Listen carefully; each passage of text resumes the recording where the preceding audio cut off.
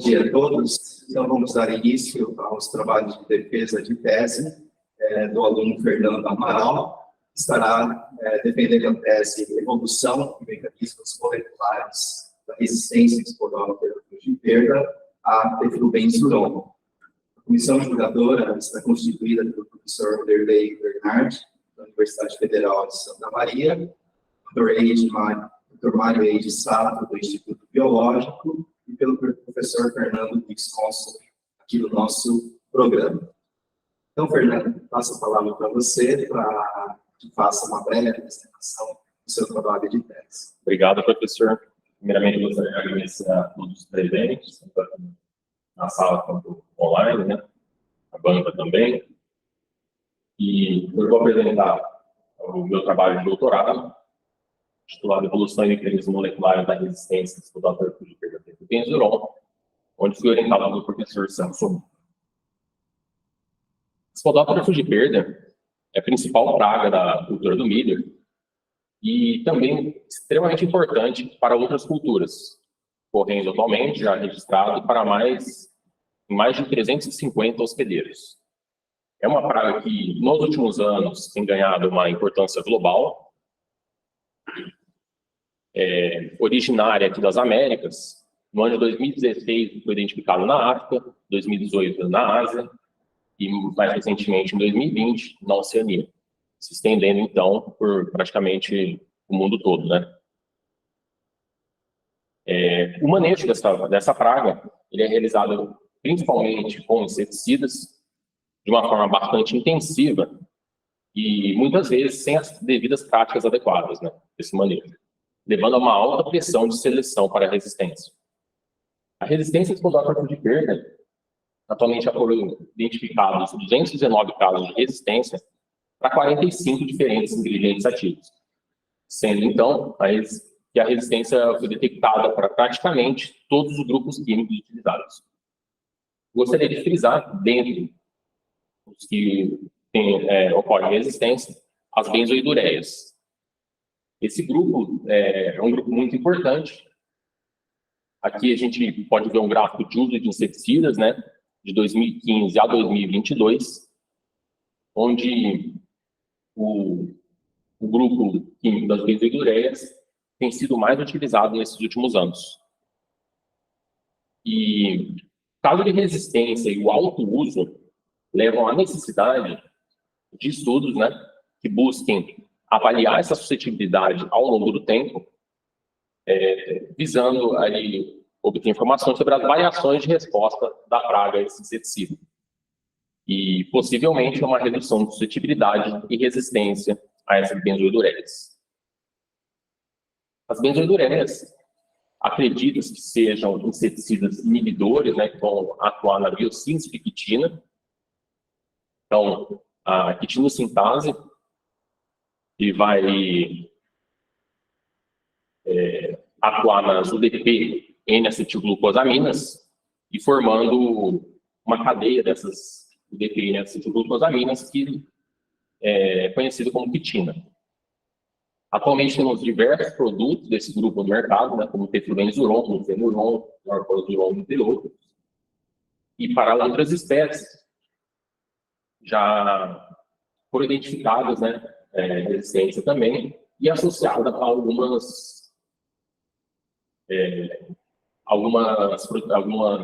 genes, né.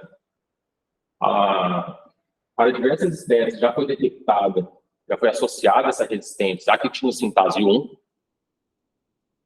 que é essa maquinaria responsável pela formação da cadeia de quitina. E para a esporófera de perda, os estudos vêm avançando no decorrer dos anos, né, nos últimos anos. Trabalhos fazendo sequenciamento, né, do RNA, observaram uma alta expressão ali de enzimas associadas com desintoxicação. E outro trabalho envolvendo o sequenciamento de DNA encontrou variantes associadas também com a maquinaria de desintoxicação do inseto, transportadores, ABC, proteína reticular, entre outros. Precisando esclarecer ainda mais nessa parte dos mecanismos moleculares para a esporófera de perda, gente pode fazer estudos com diferentes níveis biológicos, né? RNA, DNA, proteínas, e utilizando diferentes técnicas, normalmente a partir de cruzamentos, para a comparação de diferentes fenótipos, no caso, a resistência, como é o caso da Bulk Segregante Analysis. Sendo assim, os objetivos desse trabalho foram monitorar a suscetibilidade da teflubenzuron em populações de Spodoptera fujiperda no Brasil e avaliar os mecanismos moleculares associados com a resistência da Spodoptera fujiperda a teflubenzuron e selecionar genes candidatos a essa resistência. O primeiro capítulo do meu trabalho vou falar sobre a evolução da resistência Spodoptera fujiperda a teflubenzuron em condições de campo no Brasil. Esse trabalho foi publicado recentemente na revista Insects. E nesse trabalho a gente fez um monitoramento de 2004 a 2020 de 216 diferentes populações. 146 populações desse monitoramento foram analisadas antes de 2018. E esses dados foram obtidos a partir da base de dados do Laboratório de Resistência de Artrópodes da USP. As 70 populações seguintes, de 2018 em diante, foram feitas sob minha supervisão. Gostaria de frisar também que nas análises, os municípios com distância menor de 50 quilômetros foram considerados como o mesmo município, em virtude das análises.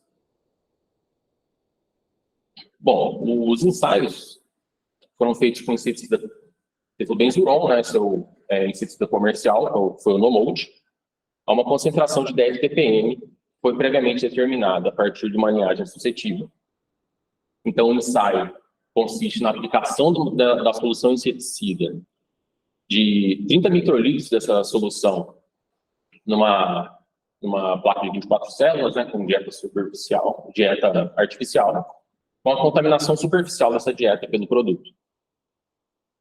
Após a secagem, foi feita a inoculação de lagartos de terceiro Inster, em seguida colocados em BOD a 25 graus de fotofase de 14 horas, e a avaliação foi feita após 5 dias.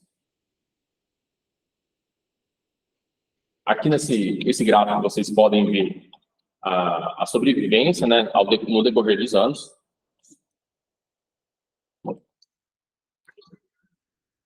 Nos primeiros anos, a gente pôde observar que há uma sobrevivência bastante baixa.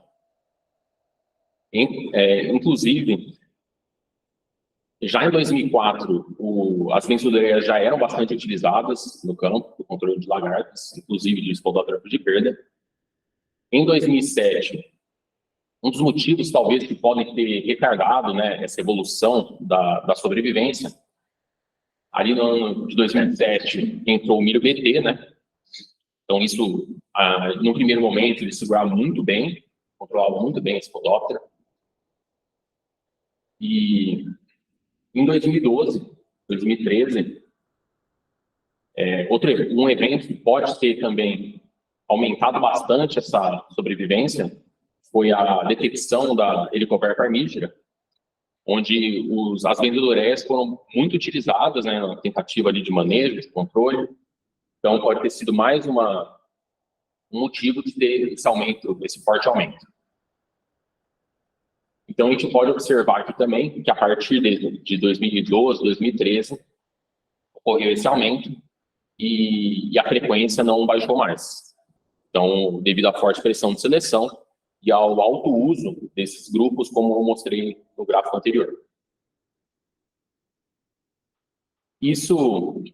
Esse gráfico mostra, a gente pode observar, né, o crescimento temporal ali da sobrevivência. A gente pode olhar também por uma perspectiva ali espacial dessa sobrevivência. Então, aqui eu criei uma escala de sobrevivência, né, com esses círculos coloridos, onde o verde ele nos mostra uma sobrevivência abaixo de 5%, o amarelo de 5% a 20%, o laranja de 20% a 40% e o vermelho de mais de 40% de sobrevivência. Então, a gente pode ver no primeiro mapa, de 2004 a 2006, a gente tinha uma sobrevivência bastante baixa em todas as regiões testadas. algo que 2007, 2008 começou a mudar, com pequenos ali, sinais de uma sobrevivência um pouco maior, ali acima de 5%, né? E também eu lotei a área de milho cultivado de cada microrregião do Brasil no mapa, para observar também se regiões que produziam muito milho também estava associado também com essa maior pressão de seleção pelo uso de inseticidas. A gente encontrou que as regiões onde se plantava mais milho e havia uma maior pressão de seleção ali para o manejo, foi onde a sobrevivência começou a aumentar com antecedência, né? mais cedo. Então, aqui no terceiro mapa, a gente pode ver já mais pontos, né, com uma sobrevivência um pouco maior. No quarto mapa, de 2012 a 2014, já sinais de sobrevivência de 20% a 40% em um ponto, uma das regiões de maior produção de milho do Brasil, com mais de 40% de sobrevivência ali no Goiás. E essa tendência, com o passar a partir de 2014, foi se espalhar uma alta sobrevivência para o Brasil inteiro. Então, aqui no próximo mapa, de 2015 a 2017, a distribuição dessa sobrevivência já em praticamente todas as regiões ali do Brasil, e 2018 a 2020, essa alta sobrevivência se mantendo pelo Brasil todo também. Bom, as conclusões desse primeiro capítulo foram que houve um decréscimo na suscetibilidade dos produtores de perda de benzurol ao longo do tempo, e que esse decréscimo pode estar associado também, inclusive, ao cultivo intensivo do milho e regiões com a temperatura ideal para a praga, que a janela de temperatura ótima para a Spodoptera é de 22 a 27 graus. Então, as regiões onde se evoluiu mais rápido, né, esse decréscimo da suscetibilidade, foram em regiões da temperatura ótima para a praga, levando possivelmente a essa evolução da resistência em condições de campo. Para o segundo capítulo, procurei elucidar os mecanismos moleculares da resistência de Spodoptera frugiperda a benzuron, através de uma análise comparativa, genômica e transcriptômica.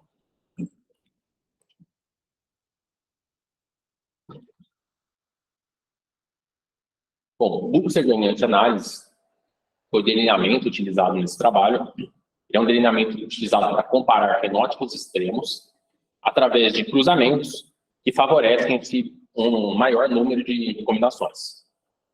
E, ao fim desses cruzamentos, uma seleção por uma característica, no nosso caso, o fenótipo do indivíduo resistente, essa característica específica. Então, aqui no esqueminha, as linhagens parentais foram cruzadas, né? Cruzamentos recíprocos. Da F1 para frente, né, das gerações seguintes, foram autocruzadas, possibilitando ali eventos de recombinação, até a última geração, onde parte desses indivíduos foi selecionada a uma dose discriminatória, onde só sobreviviam os indivíduos resistentes, e parte não foi selecionada. Quais as vantagens desse método? Bom, aqui na primeira região genômica, primeiro exemplo seria uma região causal. A gente pode ver que o conjunto de indivíduos selecionados, né, a nossa linhagem selecionada, ela não teve variação, né, ali alérica, então, tipo, uma variabilidade muito baixa, tendo em vista que todos os indivíduos que sobreviveram nela foram resistentes. E para o conjunto não selecionado, a gente vê uma variação maior, mais aleatória ali dos alelos, né? Identificando essa como uma região causal. Já no segundo exemplo, que seria uma região não causal, não associada, né, com a região causal da resistência, a gente pode ver ali que o resultado seria mais aleatório para ambas as linhagens, a selecionada e a não selecionada. Isso, em hora das análises, reduz o número de os ruídos na análise, né? O delineamento utilizado para o DNA, para o sequenciamento do DNA e do RNA, foi o seguinte: a partir de uma linhagem suscetível de laboratório e uma resistente, a qual foi caracterizada, essa resistente, já por nascimento de colaboradores, em 2021. Essa linhagem resistente mostrou ali uma razão de resistência de 1.365 vezes, sendo poligênica, autossômica e incompletamente recessiva. Então, foram feitos os cruzamentos, a obtenção da F1 heterozigoto, a qual foi autocruzada até a geração F8, possibilitando eventos de combinação. Na geração F8, parte desses indivíduos passou por uma seleção discriminatória para a obtenção da linhagem Def-Cell e parte não foi selecionada para a obtenção da linhagem Def-Ancel.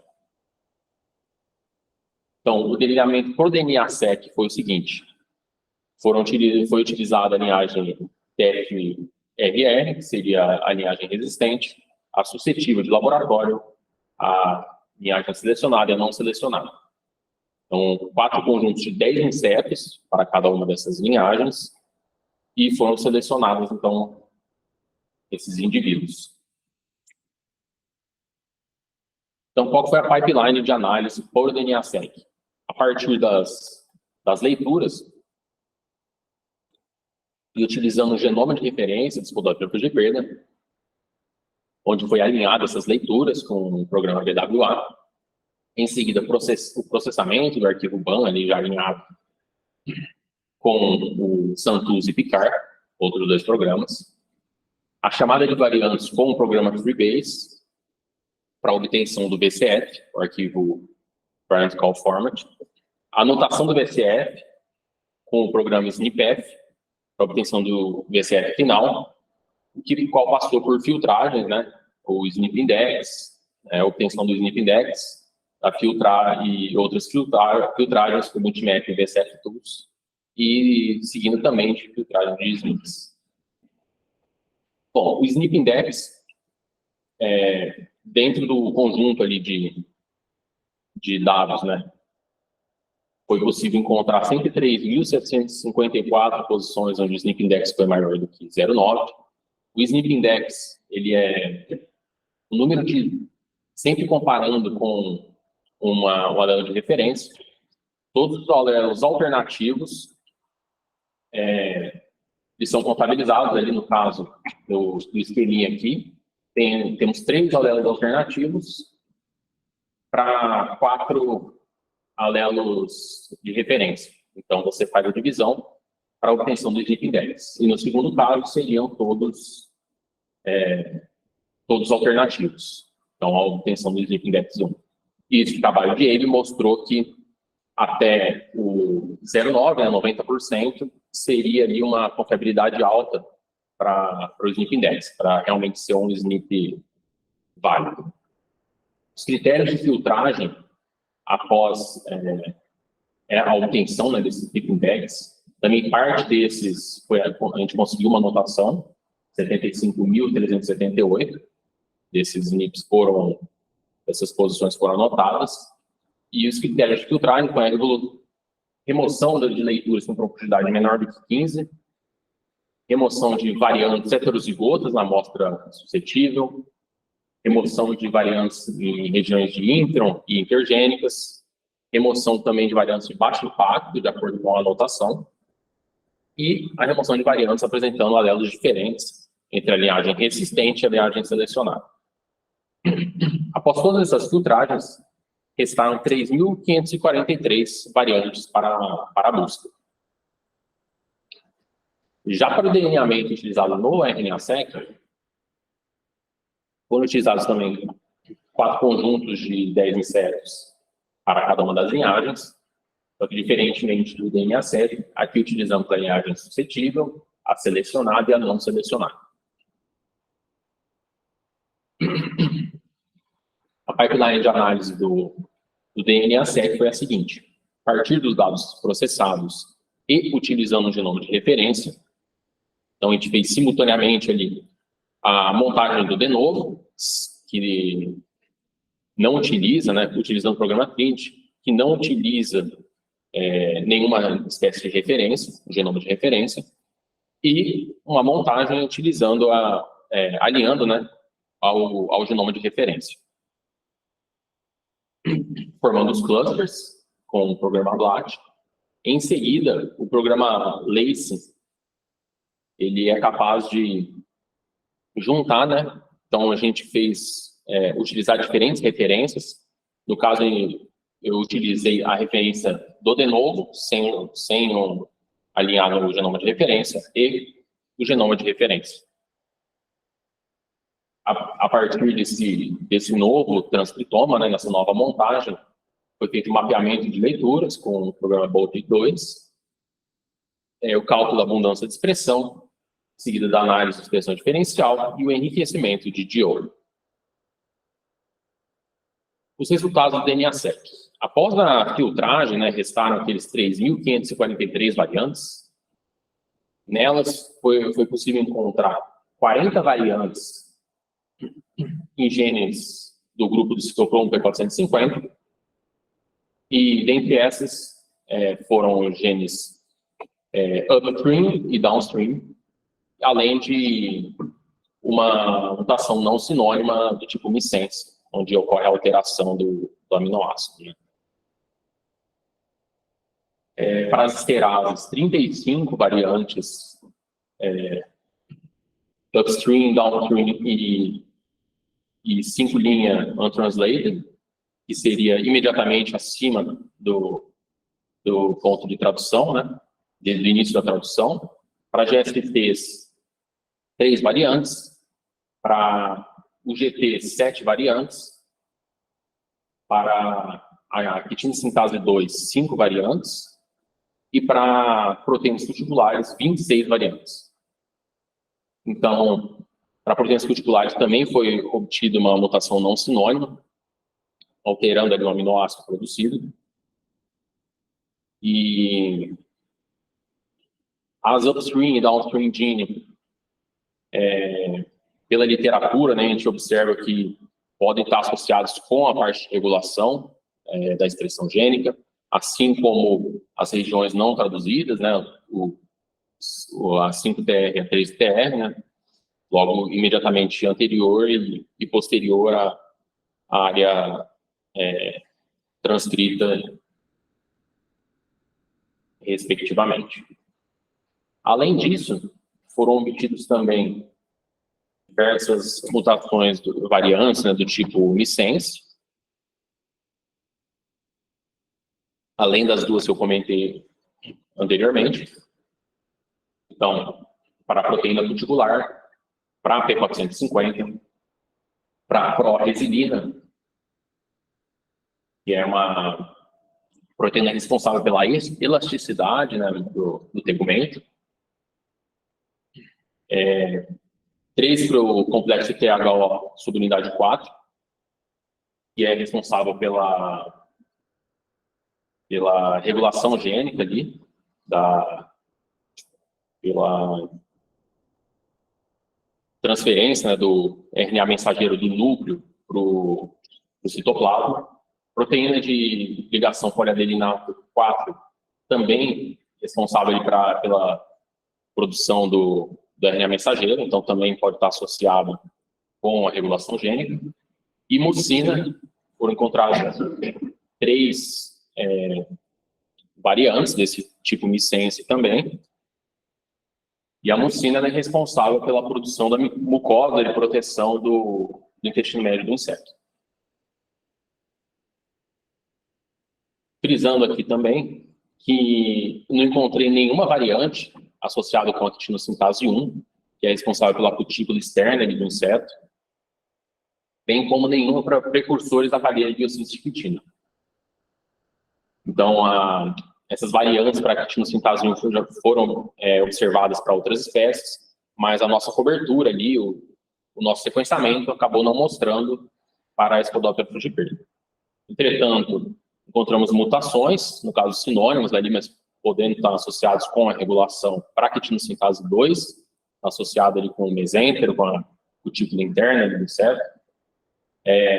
Para a mucina, responsável produção ali da mucosa de proteção intestinal do inseto, e a clorresilina, responsável pela elasticidade do tegumento, além de variantes responsáveis pela regulação, como eu citei anteriormente também no complexo THOL, a proteína de ligação fora-adelinato 4. Já aos resultados do RNA-seq, a nossa montagem, a gente obteve ali o 25.819 genes após a montagem do supertranscriptoma, né? Essa abordagem. A anotação funcional foram utilizados programas Dion de Ag9 para anotação desses genes, quanto a diversas bases de dados. Ainda na anotação funcional, quanto a anotando ali, fazendo a busca na base de dados do NCBI e comparando as espécies, né, ver os hits nas espécies, a gente pode observar que para a Spodoptera de perda, então a gente encontrou ali uma similaridade, um número de hits muito alto. A expressão diferencial do nosso sequenciamento, a gente observou 3.413 genes diferencialmente expressos entre a linhagem suscetível e a selecionada, 3.562 entre a suscetível e a não selecionada, e apenas um diferencialmente expresso entre a selecionada e a não selecionada. Um diagrama de Venn mostrando essas combinações. Ainda na expressão diferencial, aqui mostrando os superexpressos e os supressos. Então, aqui são os Voltron plots. Então, na comparação selecionado e não selecionado, a gente obteve apenas um supresso. Para suscetível, em comparação com a selecionada, a gente teve 1.989 superexpressos para 1.424 supressos. E entre a suscetível e a não selecionada, 2.067 superexpressos e 1.495 supressos. Quanto ao enriquecimento de oncologia gênica, né, seria a parte funcional aí, os termos enriquecidos para ambas as comparações foram praticamente os mesmos, tanto para suscetível contra a selecionada, quanto para suscetível contra a não selecionada. A gente pode observar bastantes termos associados com cutícula e retina, além de processos metabólicos.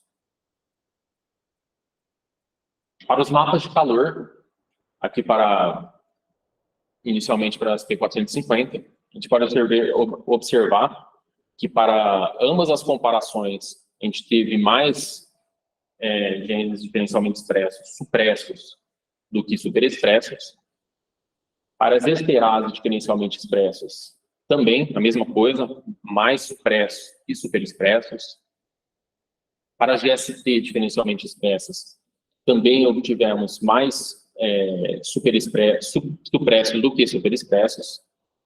Para as UGTs, a mesma coisa, também mais supressos, tá?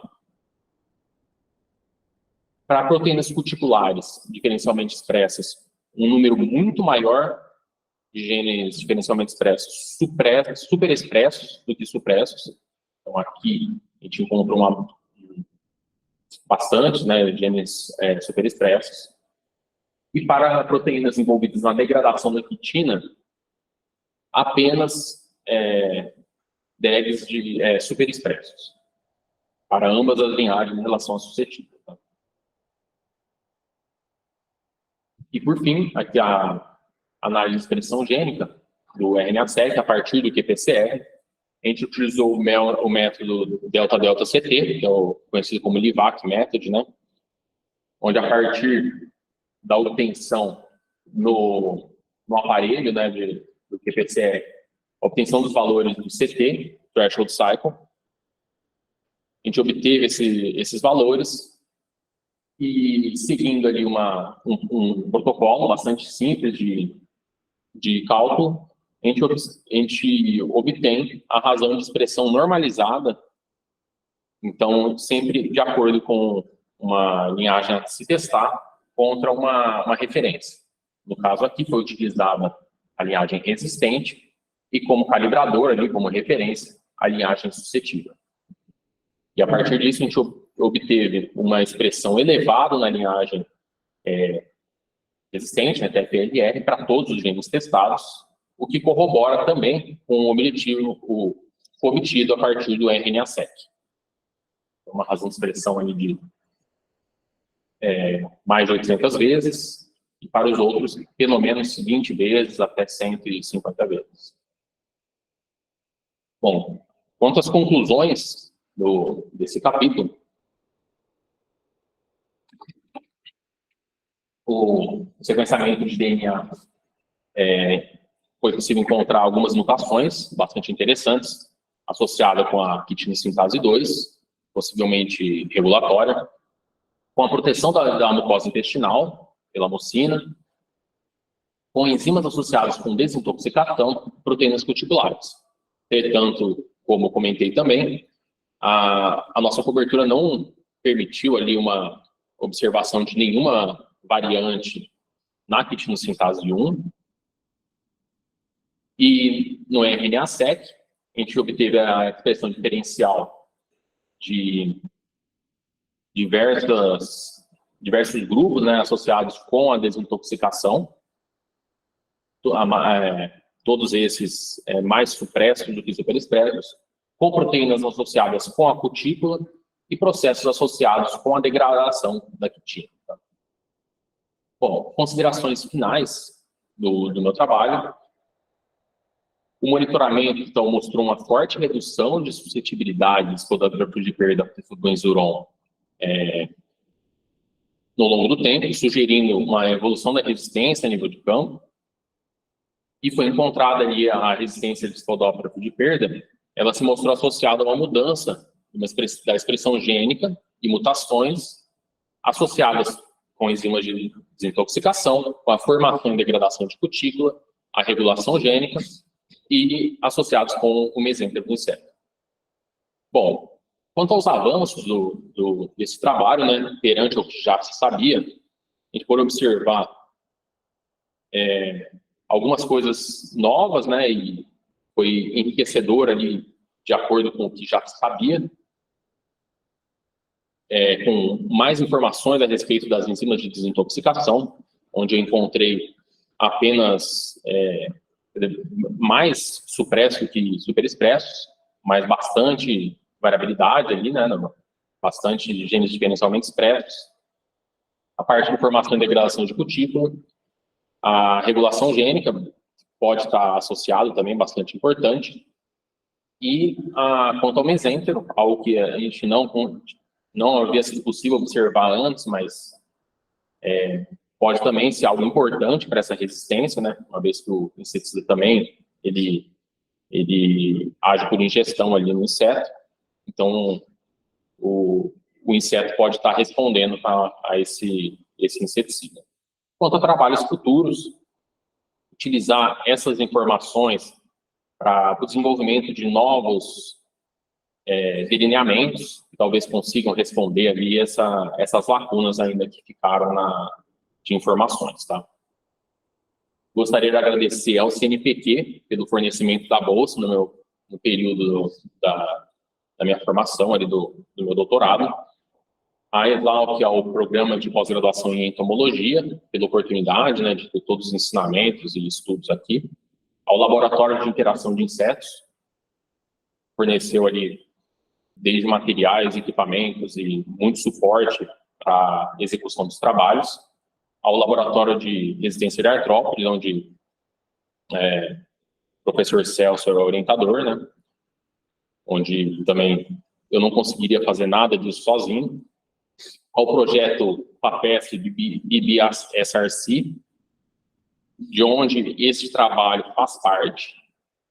Gostaria também de agradecer ao professor Celso Moto, Christopher Bess e Fernando Luiz Conce por estarem associados a esse projeto. E a todo o Laboratório de Resistência de Pragas, que sempre me deram muito apoio, me ajudaram muito, e com o qual foi possível, né, realizar esse trabalho. Muito obrigado.